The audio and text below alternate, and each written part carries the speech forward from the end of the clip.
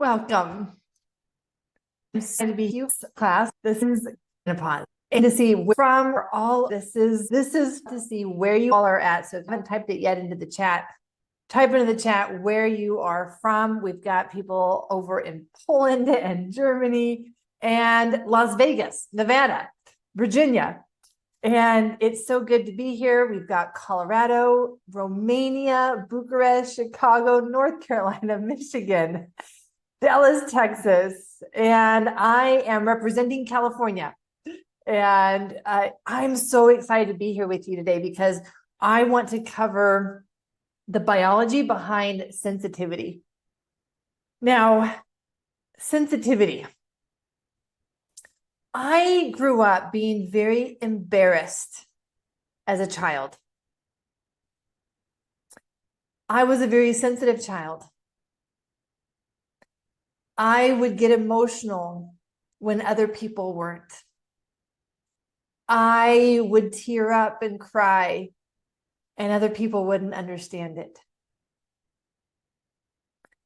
I would feel so embarrassed about this that I would avoid having people see my vulnerability, having people see my sensitivity, because they would make fun of me. I thought that it made me different. I thought that it made me weak. I thought it made me unlikable. And if I could only hide the fact that I am more sensitive, people might like me. My friends might like me. I wouldn't be different. And yet, as I moved through my childhood, both in my family of origin, my home, but then also different school environments, I absorbed everything. I absorbed people's energy. I absorbed their emotional states. I absorbed their pain. I remember that I would often be the one that would sit with people much older than me as they shared different experiences or different circumstances, different pain that they were holding inside. And I remember sitting there silently creating the space, creating the container for them as a young girl. And I could feel it, which is why I couldn't leave, because I could feel the depth of what they were carrying. And I didn't want them to experience what I had experienced, which had felt like rejection from people who didn't seem to handle my sensitivity. And so I would sit there and hold it and carry it. I didn't know at that age how to let it down and let it be theirs. And so I carried it for years. I would carry everything and everyone. Years later, as a physician, I thought I had learned to ignore my sensitivity. And I had to. I don't know if you know this about me, but I actually started my training as a general surgery resident. General surgery resident means that you are working with force with the body, sometimes in surgery, but there was also rotations where I had to be on orthopedics, and there's a lot of force that you have to exert to push bones back into place, hopefully while they're unconscious under anesthesia. But there's all of this aspect that I thought I could ignore and pretend was not there for how I was. Even though I was helping, it was causing pain, even just the process of cutting, making that incision into someone's body. Yes, maybe it was to take out their ruptured appendix, but I was also causing pain to their physical body in order to do that. And I didn't realize that I couldn't actually ignore my underlying sensitivity. Oh, I tried. I tried to ignore it. I tried to numb it. I tried to distract myself from it. This was when I went into a period of time in my life where I was really doing a lot of emotional eating.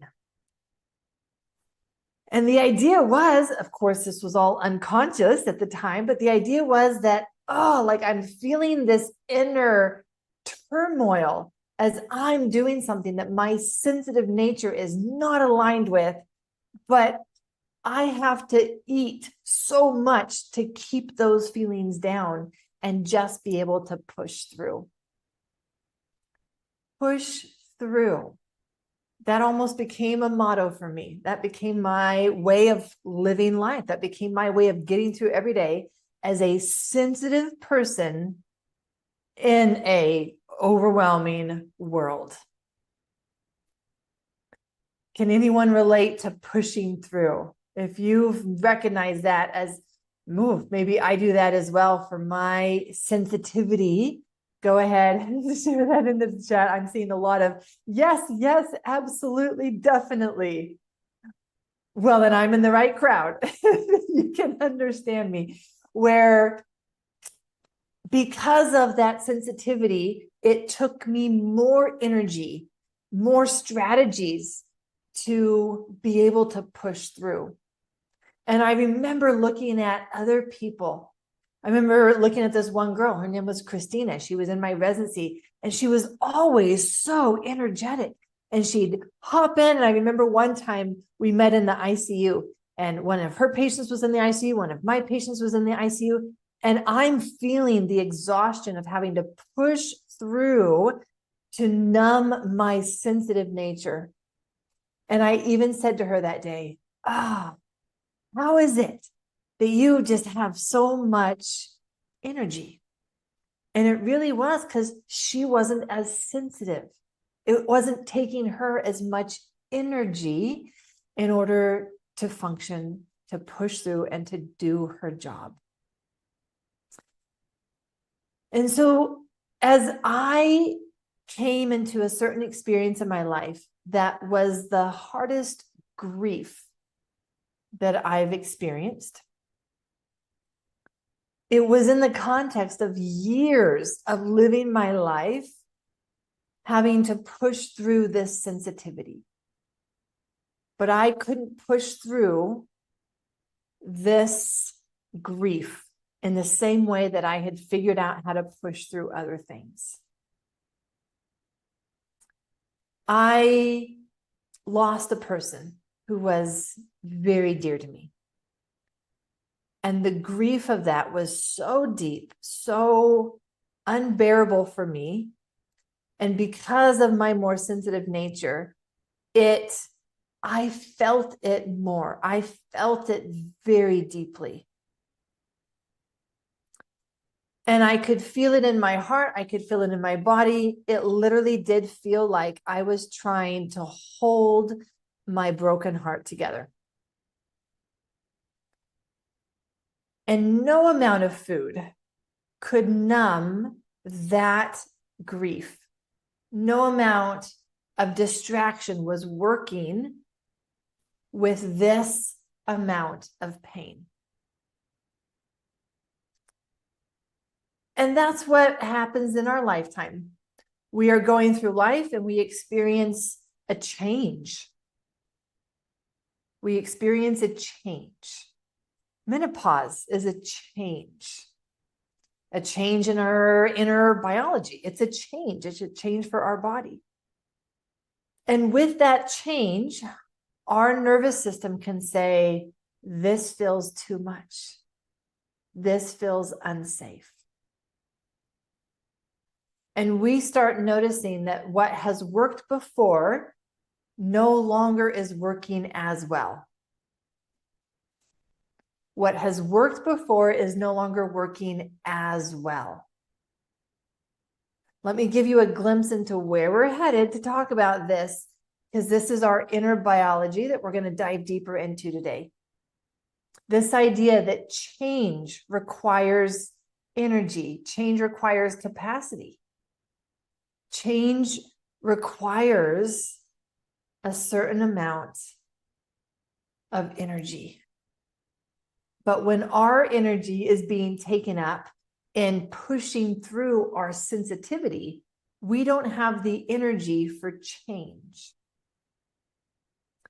And whether this is a change that's a loss for you, like it was for me, or this is the change of identity, this is the change of our position, our every day. This is our change of our kids are leaving the home. This is a change of I'm looking at retirement. I'm looking at the last part of my life. And I wasn't ready for this change. When we don't feel ready for that change, it's because we haven't felt like we have the capacity. And we'll often use the word energy to describe that sense of capacity. And when we don't have that capacity, when we don't have that energy, our body says, this change is not safe.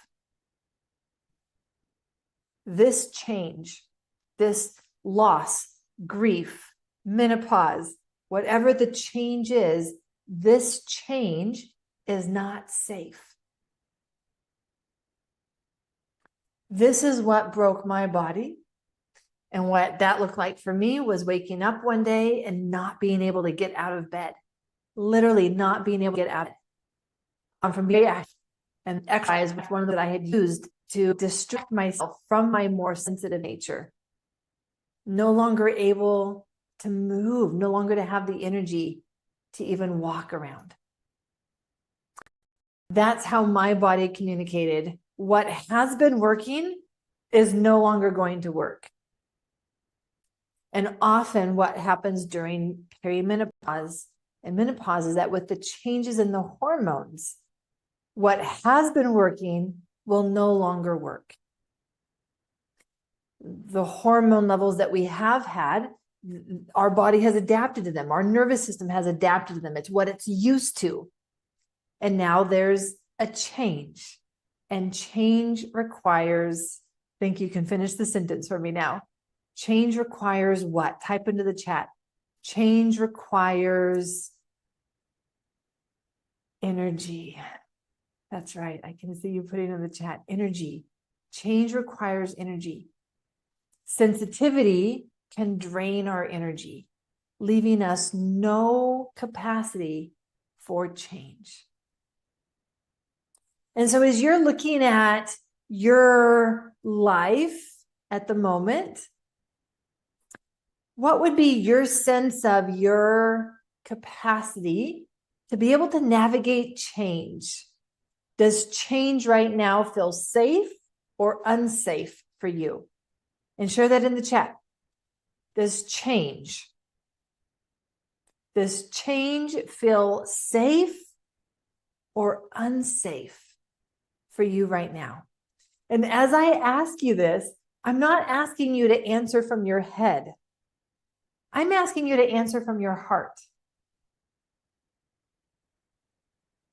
Our head can have the idea that, well, we want change. We want something different in our life. And so we want change. But when we actually go to make that change, something holds us back.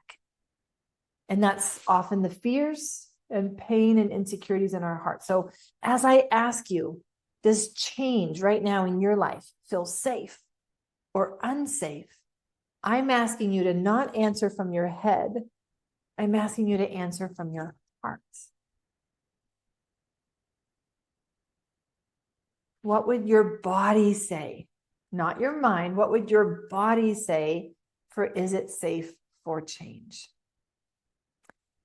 Now, as we look at this, I want to actually share with you what this looks like. So before we dive in, let me just ask you, how many of you already know that you have a biology of trauma? How many of you know that you have stored trauma that your body is holding on to? Kate says, I know. Penny says, I know. Mariana, oh, and here they all come. So there's a lot of, yes, I know this already. But let's see how we would know this. How would we know this? Now, I have shared an assessment with you that I want to share with you. So let's look at that assessment real quick. And as I will share my screen, show you this assessment. This assessment is one that I use in order to be able to help someone who's coming to work with me understand the patterns that they could use to recognize a biology of trauma. So I've just popped into the Menopause Unmasked Masterclass Series. For those of you who have purchased the Masterclass book bundle already, you have access to all of this. You have access to day 1, where we covered the profound effects of early life experiences in childhood. Even had this interview with Dr. Vincent Folletti, talking about how he even discovered the adverse childhood experiences, because it was completely by mistake. And then I covered the body's truth, uncovering 3 surprising ways the body communicates trauma. But we also have day 2. And so as you have access to day 2, this was looking into the biology aspect. And we looked at brain chemistry, the brain chemistry story, how your food cravings reveal your body's survival story. How many of you watched that during our Masterclass series? Type yes if you watched this one during the Masterclass series. Yeah, I'm seeing many of you saying yes. Oh, I'm seeing many of you saying, and I've watched it a second time. Yeah, this is the value of having this Masterclass series and purchasing the book bundle, is that you get to come back and go through these. Now, on day 2, we also had the hormone interpretation. And so we reviewed the levels of hormones. We reviewed bioidentical hormones, and you got a guide and a course with the Masterclass book bundle. Now, day 3 was one of the favorites for many of you. If day 3 was your favorite, type in day 3 in the chat. If day 3 was your favorite, type day 3 into the chat. And what we experienced here was the safety. And we had the Masterclass with Gabor Mate on the lessons learned, lessons that he has learned, lessons that I have learned from our patients as we have approached our work and our practice through this lens of the trauma disease connection. Yeah, this was a very impactful Masterclass for many. They found what a nugget. What a nugget. This conversation was so spiritual. Isn't that interesting that oftentimes we're relating what we've experienced and what our body is experiencing as spiritual? So many deep insights. So many deep insights. So this is what we covered. And now I want to share with you this assessment. So this is opened up. And if my team wants to drop the link for the assessment into the chat, let's take a look at this assessment. Now, this assessment is going to guide us into a deeper understanding of how a biology of trauma shows up. How would you know that you have a biology of trauma, and to what degree? The more boxes that you check on this, the more of a body trauma burden you are carrying. So let's go through these. My body feels like it's betraying me. Oh, I remember having this thought.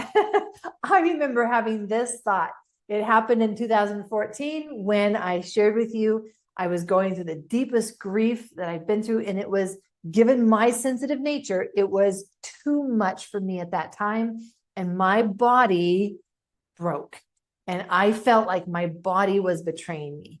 I want to share in the chat if this has ever been your experience or a thought that you've had. Yeah, look at that. A lot of, oh yeah, I resonate. This is a thought that you can have. So this is one way that if you're checking that box, you can know, I have a biology of trauma. Nothing I try seems to help anymore. Yeah. Nothing I try seems to help anymore. Who resonates with this? I just got done recording a podcast interview with Dr. Rob Downey from Alaska.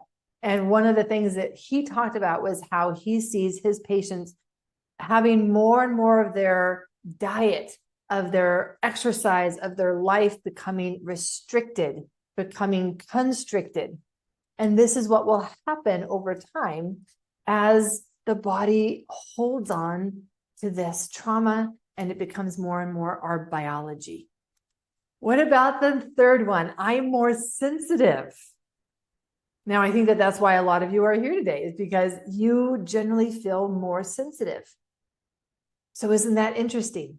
My old coping strategies have stopped working. I shared this with you, that that's how I experienced my life and my unraveling. My coping strategies were no longer working. What I used to be able to do to push through and avoid and distract and ignore were no longer working.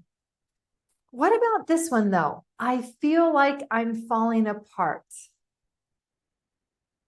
I feel like I'm falling apart. Now, that is often not what other people see. Other people see something different.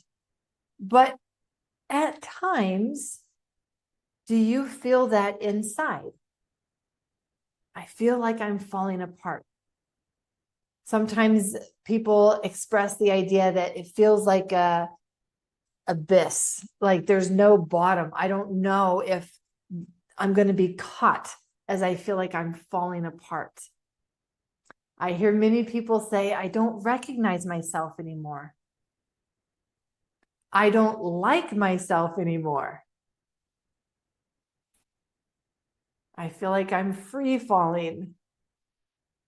I don't recognize myself anymore. I don't like myself anymore. Again, when we understand that the body and the brain and our biology is all one system, we realize that if this is what we're experiencing, if this is what we feel, if these are the thoughts that we have, this is a manifestation, one way that we can know that underneath the surface, we have a biology of trauma. And the hormone shifts that happen in menopause oftentimes is just unveiling that. It doesn't create the biology of trauma. It uncovers the biology of trauma that has already been there.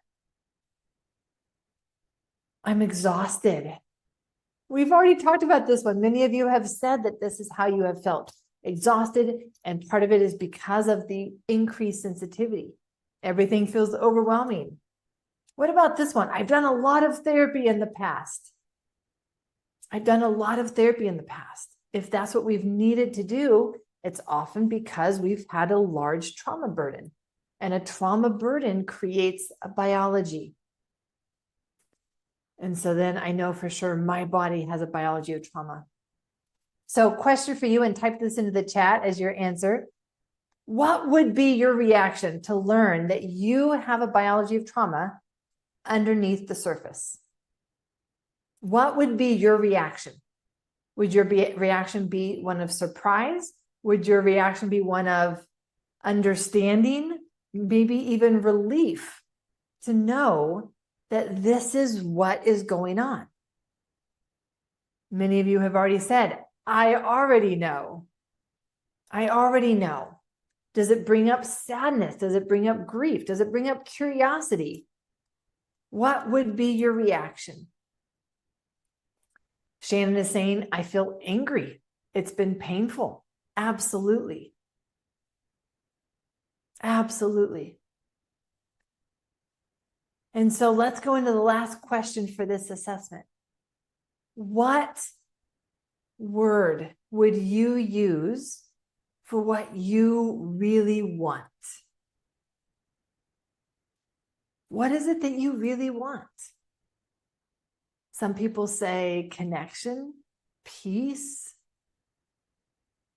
Some people say energy, feeling free. I want to be authentic. I want to be clear-minded. I want to be living a life of purpose. What is it that you really want? And look at the chat. Look at the words that other people are using. I love that word rest. I want to feel like I can truly rest, let down my guard, stop fighting, and really be able to have deep and safe rest. I love that we can then move from that into, I want abundance. I want abundance. I want possibilities. I want expansion, joy. These are all the things that we get to have as we understand and support our biology of trauma. As long as we have that biology of trauma, our biology continues to hold us back, saying that we. So I get that. So give me a number for how many boxes you checked. Was it 1, 2? Was it 5? I'm seeing some say all. And this is why this work is so important. This is why this understanding, this knowledge is so important, is because the more boxes that we have, the more that it is impacting our life today. Our past is not just our past. When we have a biology of trauma, our past is still our present. Our past is still our present. Let's pause and look deeper at that. Our past is still our present.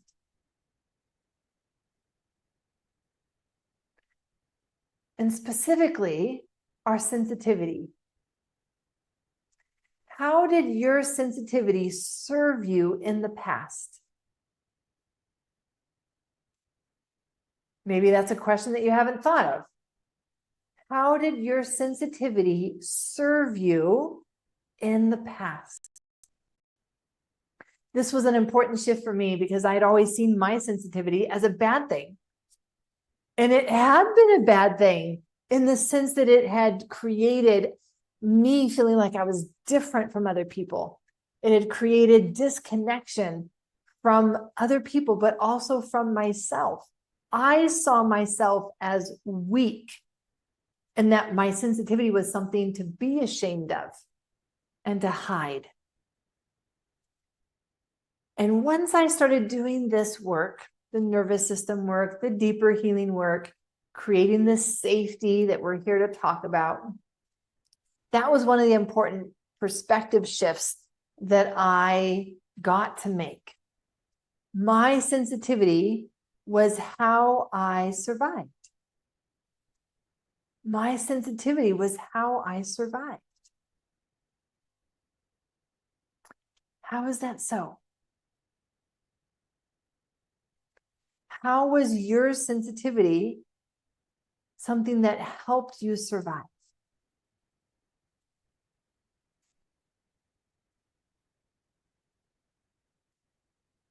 Well, what if you had not been as sensitive? Would you have been as aware of what you needed to do to be okay? What if you had not been as sensitive? Would you have been able to navigate the confusing family dynamics that you grew up with? If you had not been as sensitive, would you have been able to avoid some of the danger that you did avoid by being able to hide, by being able to be small, to know that in this moment, I should not say something, but in this moment, I should say something? Your sensitivity was how you survived. And that becomes such a deeply ingrained pattern in our nervous system. So our systems believe that sensitivity is how. And so sensitivity is not something bad. It's something that now we want to have our nervous system adapt to the environment that we have now and not still be living as if in our past. And this is an important message around our nervous system and what it holds on to, the memories that it holds on to. Until we create a new environment for ourselves, it will continue to live out the past environment that we used to be in. I learned that when I became a foster parent. How many of you knew that I used to be a foster parent? If you knew that, type "I know that" into the chat. How many of you knew that I used to be a foster parent? In my mid-20s. Mid-20s was when I became a foster parent. I had 2 foster children placed with me at that time. And it was where I really came to understand that just because I create a new environment for a child, they don't necessarily change, because their nervous system may still be living in the past. Their nervous system hasn't caught up to the fact that their environment and their life has changed, which means that they can change. And how true is that of us?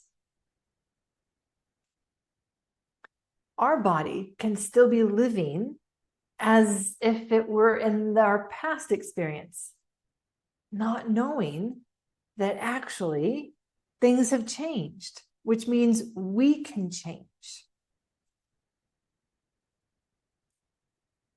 And so, looking at how we change, what is the new environment that we need to create for ourselves to change?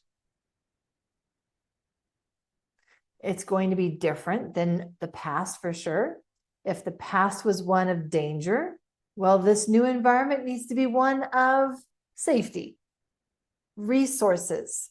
This is why I love to resource myself with information, with tools, with experiences, resourcing myself, because it gives me the opportunity to create a new environment for myself, that I have access to the information that I need when I need it.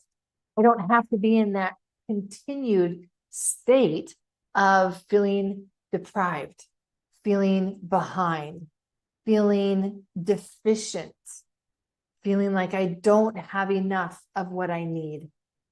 To be able to give myself the gift of peace of mind, that if I ever were to need this, I've got it. I've resourced myself. Creating that environment. But what about the internal environment? We often think of environment as just our external environment, but what about our internal environment? What about that biology of trauma that you've identified that your body has? What do we do about that? What do we do about the inflammation? What do we do about the inflammation that is now creating an internal environment of danger? Did you know that? Did you know that inflammation is a danger signal to our nervous system? There are many aspects of our biology that now are creating an internal environment of danger. Oxidative stress is one that I talk about quite frequently. Why? Because oxidative stress is one of the mechanisms by which our traumas become our diseases as adults. Oxidative stress. If we have an abundance of oxidative stress that our body is not able to clear, that is a danger signal. That is not going to be an internal environment of safety. That is going to be an internal environment of danger.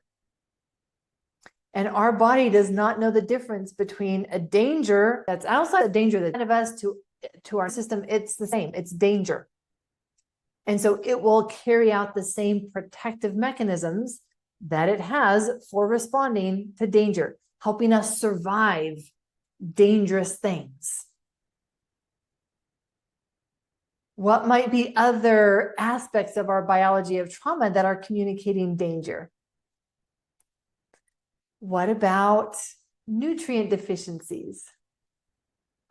Nutrient deficiencies. So the longer that we've been carrying stress, the longer that we've been carrying trauma, the more that our body has needed to be in high energy state to protect us.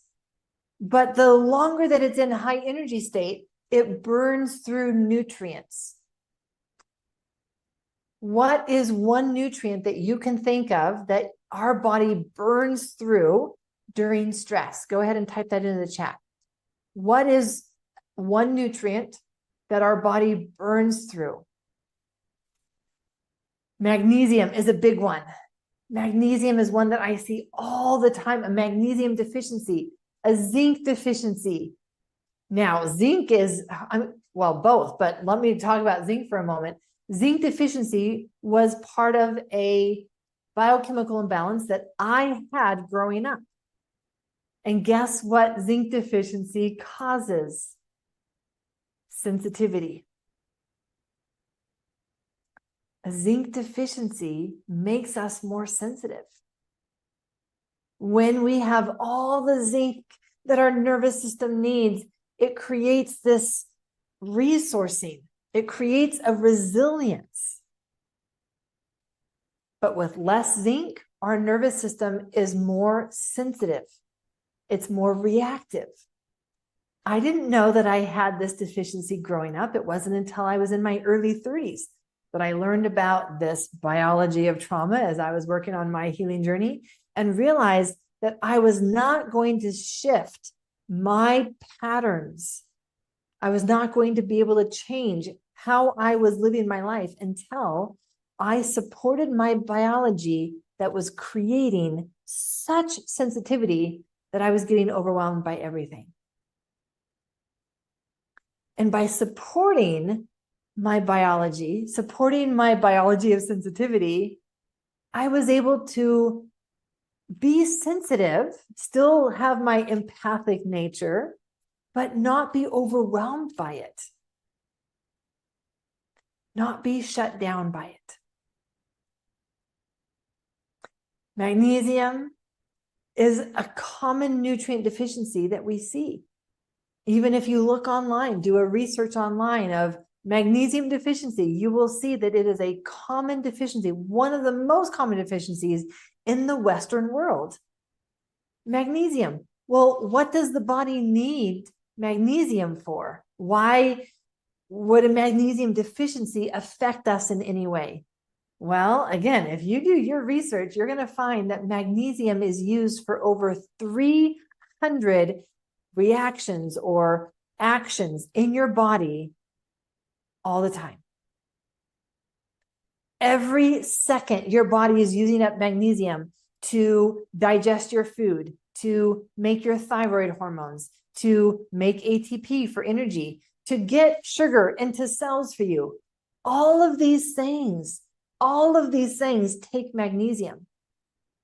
And so what would be the effect if you unintentionally didn't know that this was one way for you to be supporting your biology of trauma? Take magnesium. With a deficiency, your sense of capacity is going to go down. You're not going to have as much energy. Which takes me back to our very first concept that we looked at, which was this idea of change. Change requires energy. And if you are deficient in magnesium, what is going to be your capacity for change? Your body is going to say, this change feels unsafe. This change feels unsafe. I don't have what I need. I don't have what I need.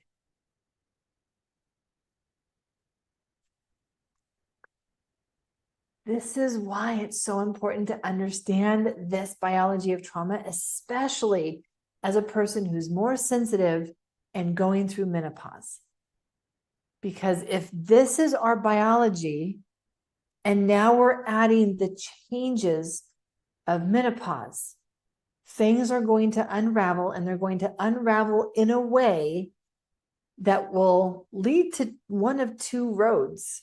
One road is it will be so overwhelming that you will further deepen your responses to overwhelm and trauma. And rather than helping you heal, you'll actually just further deepen yourself into your trauma self. The other option is that with this unraveling that happens in menopause, your sensitive nature will say, this calls for a different life.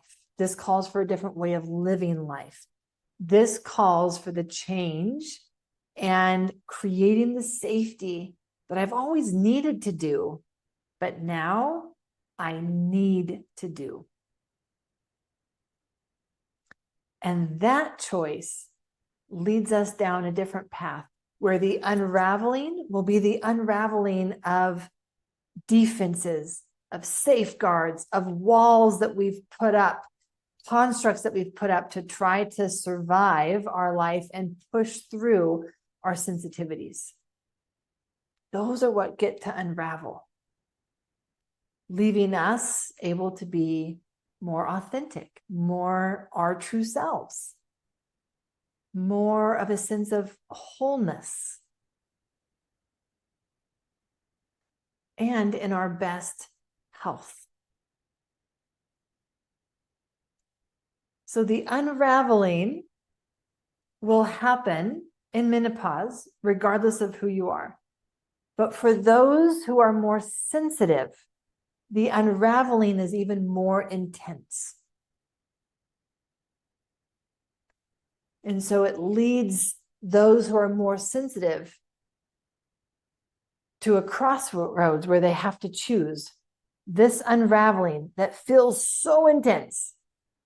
This unraveling. What do I want to have it accomplish in my life? I've always needed to create safety, but I haven't always needed to do it. I've wanted to do it. I've needed to do it, but now it comes to a point where this unraveling is forcing me to make a change. My body is saying no more. And if I choose to ignore that, like I've ignored things in my past, that will only further deepen the trauma strategies that I've used to survive. But if I take this unraveling and the discomfort that it is causing and choose to create the safety that will allow the unraveling to be the unraveling of my defenses, the unraveling of my walls, the unraveling of those false sense of security that I've created. It will actually allow my best self to emerge from this unraveling. So the unraveling is so intense that it forces us to make that choice. Other people may not have to make that choice because they may be able to navigate the unraveling because it's not as intense for them. But that is not the case for us.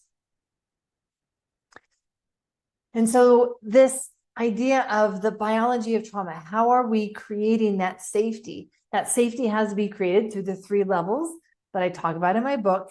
The mind level, the ways in which you're talking to yourself. When you catch yourself looking at yourself in the mirror, what's the thought that goes through your head? Those thoughts matter.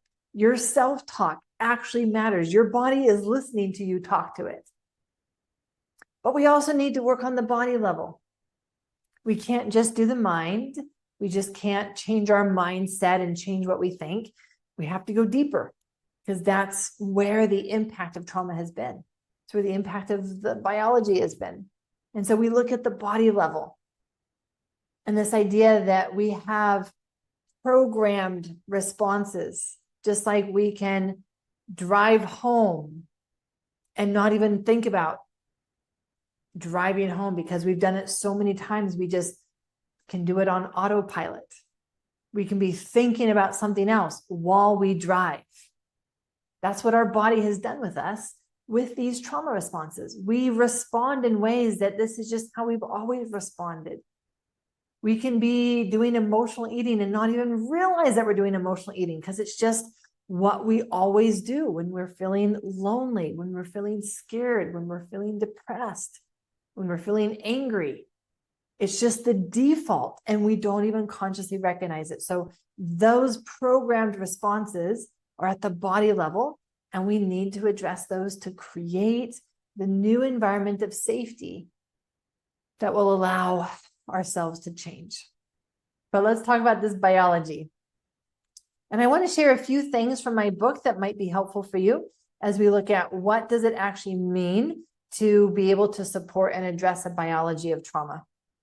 One of the things that is important, if you've listened to my recent podcast, is I talked about mast cells.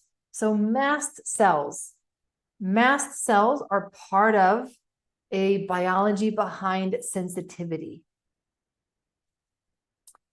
So you can find my podcast episodes on the website, biologyoftrauma.com/podcast. And there you'll see all the episodes. We're now at episode 132 being released today, actually. But this was a recent episode that I put out on mast cells and how mast cells can become players in our biology of trauma.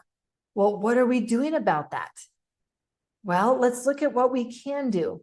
There are things that we can do for repair. All of section 3 of my book is on the repair tools for a biology of trauma. Things that you can buy over the counter. It doesn't need to be complicated or expensive. I've got magnesium on the list, of course, after our discussion on magnesium, but I also have N-acetylcysteine. This is very helpful, especially if you're having brain fog as a result of immune cells in your brain having become activated. Vitamin C is one of the best repair tools for oxidative stress. There are others, of course, but vitamin C is inexpensive. You can buy it over the counter. It's something that you can get started with today when you just know what to do. Other things that you can add on would be your rhythm. So having a daily rhythm, daily routine, that really helps your nervous system feel safe.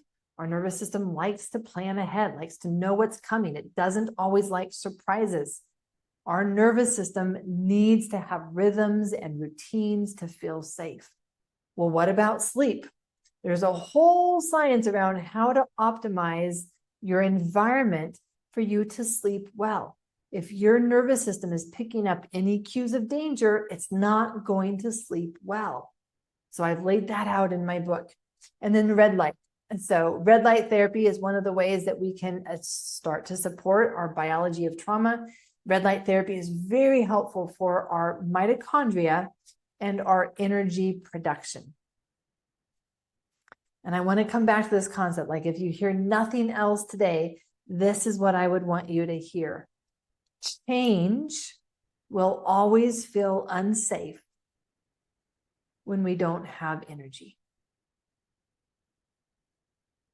Change does not feel safe when we don't feel that we have the energy.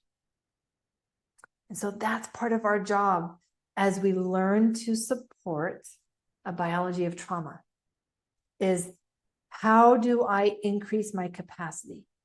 I'm not necessarily going to be able to change the amount of responsibilities that life is placing on me. Life can happen. So I'm not waiting for life to get better. I am going to learn, how do I build my capacity so that I'm not exhausted, but I'm resourced, I'm resilient, and change can feel safe. That's where we have the power to do something, is building our capacity, not by trying to isolate and hide ourselves from life, from menopause. You can't change that. Menopause is going to happen.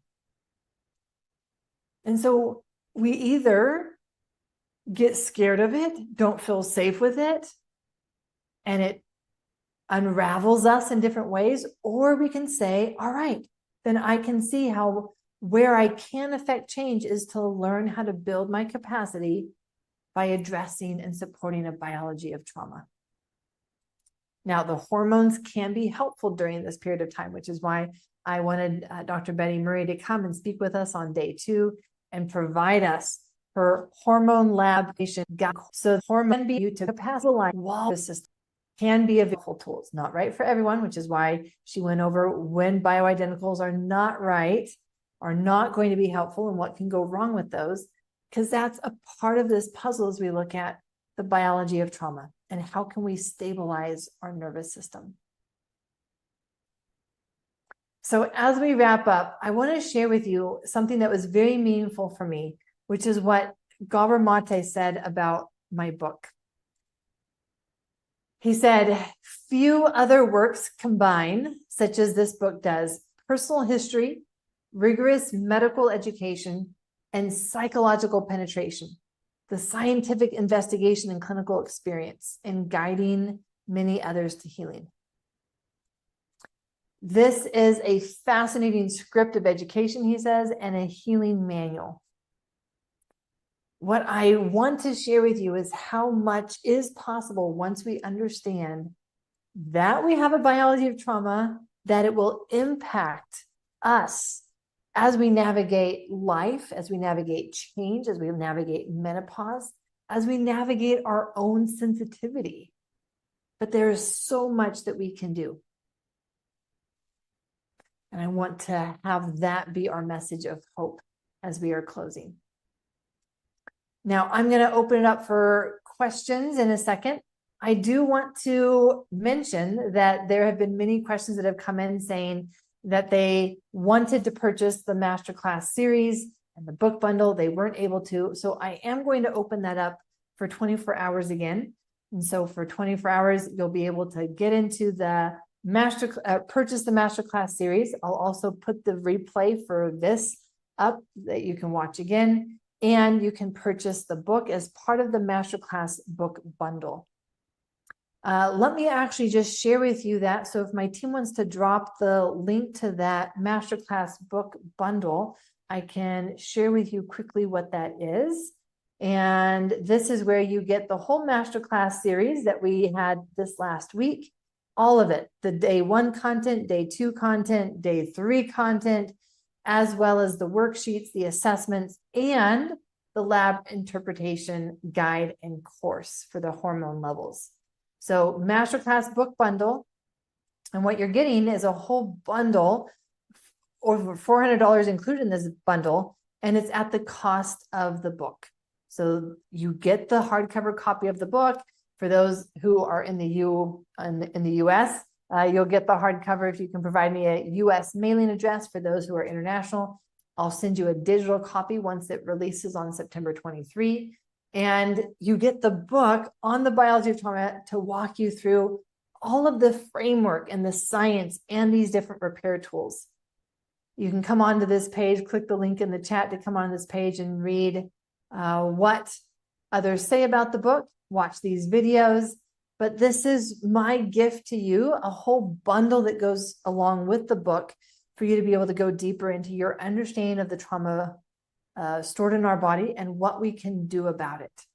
That is the message that I want you to have, is that there is so much that we can do about it. And so knowing that you have a more sensitive system, there is so much biology behind that. It is often a biology of trauma. And when we see the other patterns showing up in our life and that assessment that we did, that is how we know. And there's so much that we can do. Now, I also know that many of you will want to go deeper and to understand more of the resources available to you. And so actually, while you're still on this call with me, if you want to purchase that Masterclass book bundle, I will also include a call with my expert team. I will include a call with my expert team if you want to purchase and get that Masterclass book bundle while we are live here on this Masterclass. This Masterclass book bundle is $36. And so for $36, let me again just review, you're getting a whole Masterclass book bundle, over $400 of value for $36 with this book bundle. And for those of you who are here, I will also include a call. It's like a strategy call with my team. where they can see where you at, what have you tried, what would be the next steps for you to create this environment of safety on the different levels that we need for when we are more sensitive. I want you to have that resource. We talked about resourcing, right? I shared with you how important it is for me to resource myself. This is the kind of thing that I like to resource myself with. So I wanted to gift this to you, that for while you are here, you can do that. In fact, why don't we, why don't you type into the chat if you are wanting to purchase the Masterclass book bundle, and we will get you the call. The call is usually around 30 minutes long. I want to say usually, right? Because every person is different, and it really is looking at like what would be the next best step for you. So again, gifting this to everyone who wants to purchase the book bundle, and giving you also a call with my team.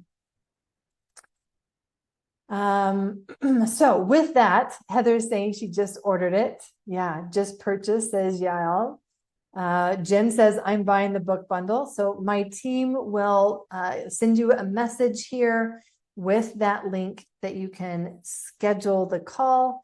And again, just drop your message that you have purchased that. I see the question coming in, how do I get the book? When you're purchasing the book for me. So I will be sending you the book once it releases on September 23. So once it releases on September 23, then the book will be sent to you. And so you're going to give me your mailing address and where you want me to send the book.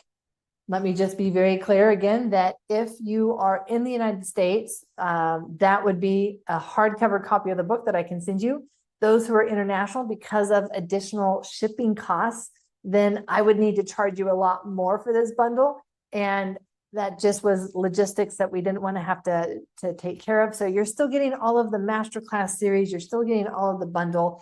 And you would be able to get a digital copy of the book once it comes out September 23. With that, I want to take some questions. I know that this has been a really hot topic for a lot of people lately, this idea of sensitivity. So if you want to share your questions in the chat, I can take the questions. I noticed one question around being the red light therapy and how to get zinc levels up. Yeah. Tanya's asking, how can empaths turn off absorbing all emotions? Let me start with that one, Tanya. So how does an empath turn off absorbing all emotions?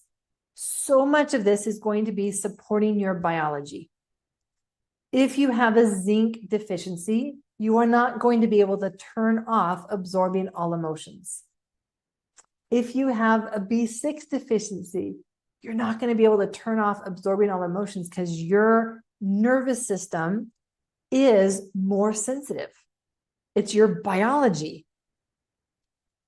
And so once we understand that so much of sensitivity is often a biology of trauma that we can support, it allows us to put the focus on what repair tools can I use? What repair tools can I use? So let me just grab those for a second. So repair tools. Let's look at this. Repair tools. So section 3 of my book. Section 1, how the body experiences trauma. Section 2 is on why and how the body holds on to trauma. And section 3 is how the body heals. So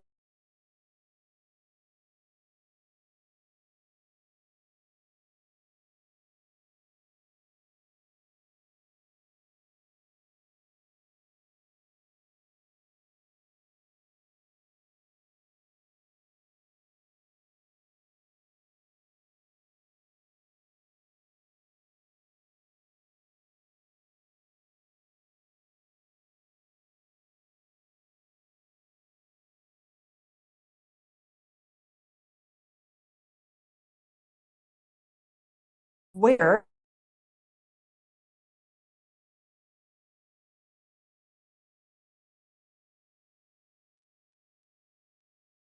I am back. I got a message that my internet had turned off, but it is back. So hello, I am back. We were talking about repair. Speaking of repair, wow, isn't that a great analogy? Isn't that a great analogy that there is internal programming that we have in our body that can just turn off when we get overwhelmed? And knowing how to repair is everything. If we don't know how to repair, then we're left at the mercy of whatever is happening in life. I don't want you to be at the mercy of what other people are feeling because you're more sensitive. I want to show you what you can do by learning how to support your biology of trauma. So as I come into the section 3 and I look at the repair tools, practical approach to repair. We looked at this, we looked at vitamin C, we looked at the N-acetylcysteine, selenium is another one. So again, Tanya, how do we help a empath not absorb everyone else's emotions? It's looking at what is making my nervous system more sensitive. What is making my nervous system be more reactive? And when we know that, we can be very strategic and deliberate and intentional. So again, I'm going to take a few more questions here because I want to give people a few more minutes to be able to purchase the Masterclass book bundle that would include the book with these repair tools and the framework for knowing how to prioritize which repair tools, how to know of all the things that I could do, where is it? And what's happening is that as we are looking at repairing the body, that is how we then create the safety. We want to create the safety outside of us. So we need to look at our environment. We need to look at the relationships in our life, but we also need to look at our biology. And so maybe for you, again, this might be where a strategy call with my team can be really helpful. Is it a health coaching session? Is it labs? Is it taking the foundational journey with me to learn some of the 21 somatic self practices that I use for myself and then taught my patients? What is it? What is going to make the most difference right now for you? What are your options available? Let's look at your capacity for finances and be able to see what is the next best step for repair, knowing that you have a biology of trauma. I'm noticing that Jennifer is saying in the chat that she purchased. The cost for international residents. So the cost is still the same. The cost is $36. That's what the Masterclass book bundle is. It's so much more than just the book. It is the book, and it's also the whole Masterclass series, as well as the hormone lab interpretation guide and course. And Jennifer, you're asking, how do I book a call? That my team is going to send you a direct message for the link to book your call, and it will be in your confirmation email. So in case you don't see that message or get that message, it will be in your confirmation email as well. And as we look at the other questions that came in, how do we get our zinc levels up? One of what I share here in my book is that there are 2 forms of zinc that are best readily absorbed. So you would want to focus on those, especially if you have any gut issues, meaning when you take zinc, does it make you feel nauseated? Does it make you have some digestive just unrest, bloating, some pain?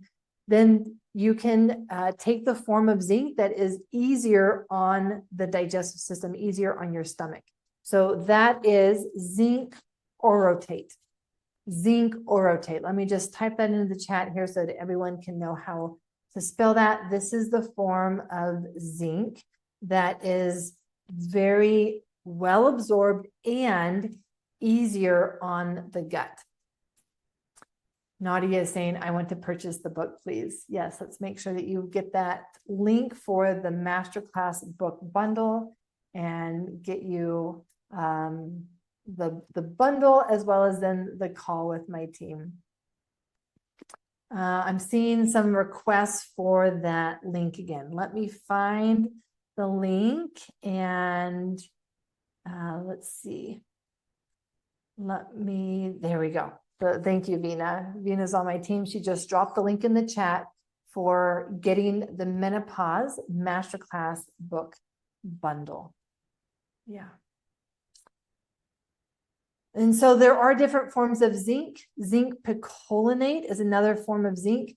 You'll recognize that this zinc is the ones that are best absorbed are ending in 8. Zinc orotate, zinc picolinate.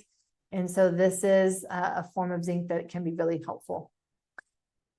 Someone's asking about the isotonic form of zinc. So isotonic form of zinc is a concentrated liquid, which is a bioavailable form of zinc as well.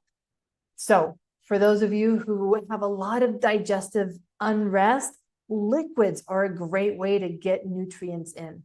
In fact, this is how I take a lot of my minerals. This is how I even take my vitamin D.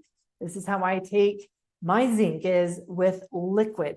So you might want to consider getting liquid forms of these nutrients if you are concerned about your gut not absorbing things well. Which, again, speaking of your gut not absorbing things well, that is a big part of the biology of trauma. The gut-brain connection, the vagus nerve, we cannot hold trauma and expect our gut to not be affected. That is a truth. That is the reality. It's how our anatomy is even designed. We have a whole second brain in our gut. It's called the enteric nervous system, and it is deeply connected with the vagus nerve. So the vagus nerve is really communicating and telling the digestive system what state to be in. Are we in safety state that we want to digest our food and absorb our food, or are we in danger state? Are we in stress state, or are we in shutdown state? Those are the 3 states that we can be in, and our gut gets hit when we are in either the stress or the shutdown state. Yeah. So with that, I am going to close this masterclass. And I see that Anika just purchased the bundle. Yes, a health coaching session would be with my health coach, Michelle Brown. And yes, that is a great way to resource yourself. So again, I just want to make sure that you know that while we are still live on the call, as I'm closing up, if you want to purchase the Masterclass book bundle, you will also be getting a strategy call with my team, and you will get that both from the direct message that my team is sending you here in Zoom, but also in your confirmation email. Aneska just says, I've just purchased the bundle. Phyllis says, thank you so much that she purchased. I want you to be resourced. I want you to be resourced. I want you to feel that you've got information, knowledge at your fingertips. And not to say that we have all the answers, because that's part of life, is that we don't always have all the answers. But even this idea of doing the nervous system healing, creating that biology of safety, supporting the stored trauma, allows us to not need to know everything, to not need to be in control of everything. So Juju, I see your message of you just purchased the bundle and haven't seen a receipt or confirmation. Sometimes my emails go to spam. So for sure, check your spam folder, or they might go by different names now, but it might have routed that into some type of spam folder that you want to look at in order to make sure that you get your confirmation emails. You can always reply to any of my emails as well as a way to reach me. And so if you're not getting anything that you need, just reply to one of my emails and we will get back to you. Yeah. All right. With that, we will close up. And again, I just want to thank you so much for your time. Thank you for being here. And I feel very honored that I've been able to share some of my experience with you, some of my science with you, and very much look forward to seeing and having you in a place where you're feeling more resourced, more knowledgeable, and better informed to be making better decisions about your body and your health and creating the change that you want in your life. So with that, thank you, thank you, thank you. And we will see